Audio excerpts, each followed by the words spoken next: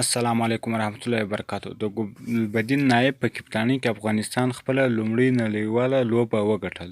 دوستانو، د مطلب شروع کېدو دمخه که چیرې تاسې زموږ د یوټیوب په چینل کې نوي یاست، زموږ د یوټیوب چینل د داسې نورو ښایسته ویډیوګانو دپاره درسره سبسکرایب کړئ او که مو ویډیو خوښ شوه ویډیو درسره لایک کړئ. افغانستان د سکاټلند نه دویمه نړیواله لوبه د 2 منډو په توپیر وګټل. سکاټلند افغانستان ته په 500 اورونو کې 360 منډو هدف ټاکلی و او افغانستان په 4.5 اورونو کې د 250 منډې وکړلې او یوازې 3 لوبغاړي سوځېدلي وو.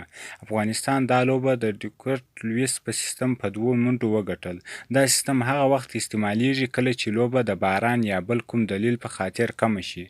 د افغانستان لپاره په توپوهنې کې تر ټولو زیاتې منډې رحمت شاه وکړلې او د لوبې غوره لوبغاړی هم شو.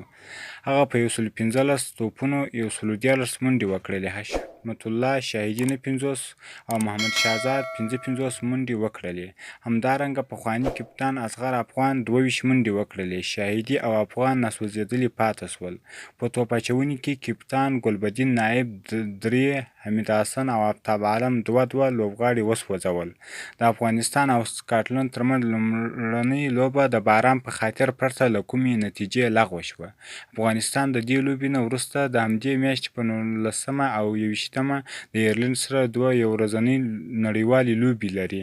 افغانستان دا لوبې د 2019 کال د نړیوال جام د سیالیو لپاره د چمتووالي په خاطر کوي.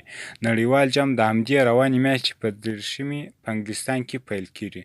دوستانو، که مو چیرې دغه مطلب خوښ شوی ویډیو درسره لایک کړئ او د نورو ملګرو سره یې شیر کړئ او د داسې نورو ښایسته ویډیوګانو دپاره زموږ د یوټیوب چینل درسره سبسکرایب کړئ.